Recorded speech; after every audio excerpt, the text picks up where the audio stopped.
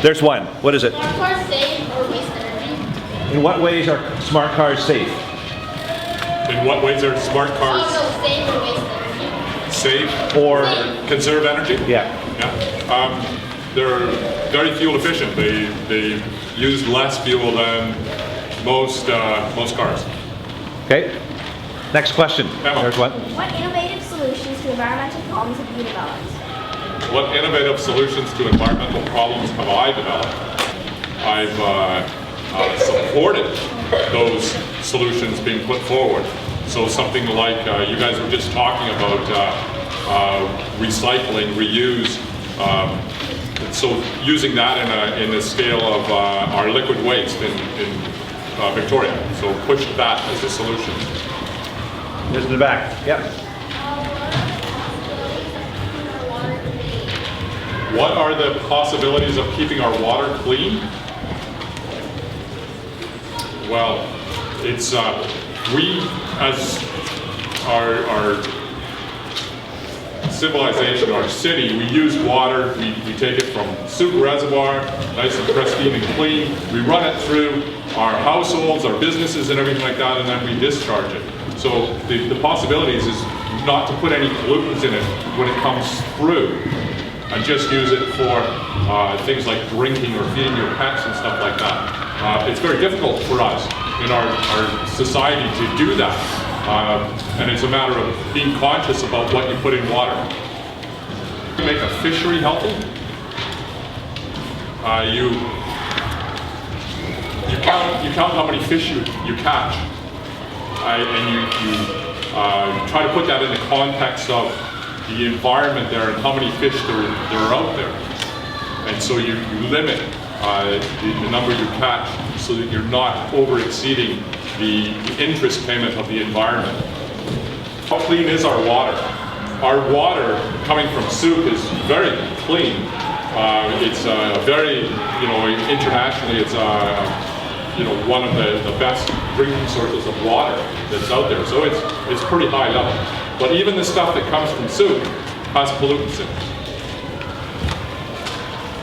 I reduce the amount of soap that I use when I shower or when I do dishes, so that it's a very minimal amount. Same for doing laundry, a very minimal amount of soap. That's one of the things I do. To help make healthy fisheries. What am I doing to help? Make healthy fisheries. Make healthy fisheries. I work in a marine planning process.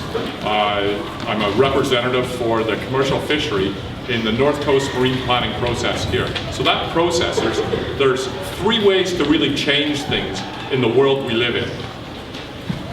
Three ways. You can work inside of government processes, you can go to court to try and change things, or you can do civil disobedience to change things. So I work in the first one, inside government processes to change things. So a government process is a marine planning process in the North Coast, where you try to integrate all the impacts on the environment, on the ecosystem, so that you protect the ecosystem, but you also try to protect the fisheries and the jobs and the cultures that are involved in that ecosystem. How long does it take to clean water? That's a great question. It depends how dirty it is. So if it's really dirty, it might take 100 years.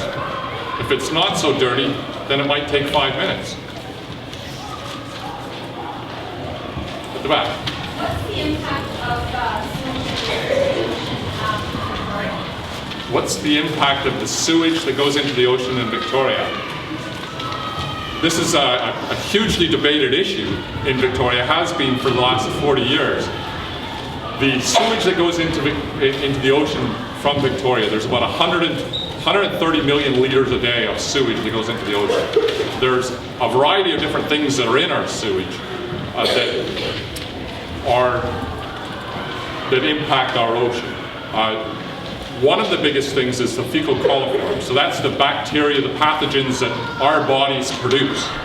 And those pathogens go into the marine environment and contaminate the marine environment. The area around Victoria, the outfalls in Victoria, is closed for any shellfish harvest because of the contamination of the pathogens there. Other things that, what we use daily to clean our clothes, to do our laundry, use chemicals that are not healthy for the environment.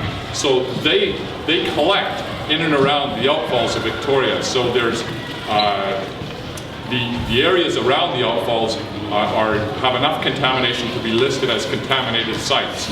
So there's something like 18 different substances that are in levels high enough to list the areas as contaminated sites. So there's a short answer to your question. What are some ways that we can conserve energy? We can turn off our lights when we're not using them. There's a variety of different ways we can conserve energy. Making sure that you need to use it. When you have your house, do you need to keep the temperature in your house at 70 degrees? Can you turn it down? Can you put on a sweater instead of keeping it at a higher temperature? So everything that our society is based on how we use energy. So if you don't need to drive somewhere, you can walk somewhere. That conserves energy. So there's a whole suite of things that you can do to conserve energy. Having fun? It's very important to have fun. If you don't have fun, I mean, why bother living? Yeah. Help. His question. How can we help? Think of your issues. How can they help now? Now. That's a good question. Most of the things that I'm involved with are process and kind of that government side. But on the what you do side, you can reduce your own footprint, reduce your own energy consumption, your own water consumption. The things that were just being talked about, reduce, reuse, recycle, is beneficial to the environment as a whole. And it doesn't just benefit me, it benefits everyone. Great question. Our civilization is built on it, on how much energy we use. We consume a huge amount of energy. It's how we've expanded from a billion people to 6 billion plus people right now. It's because we use energy to produce our food, to take our food and drive it to our cities, and then take our waste out of our cities. That's why we consume so much energy, is the civilization we've created, the number of people we have on this planet.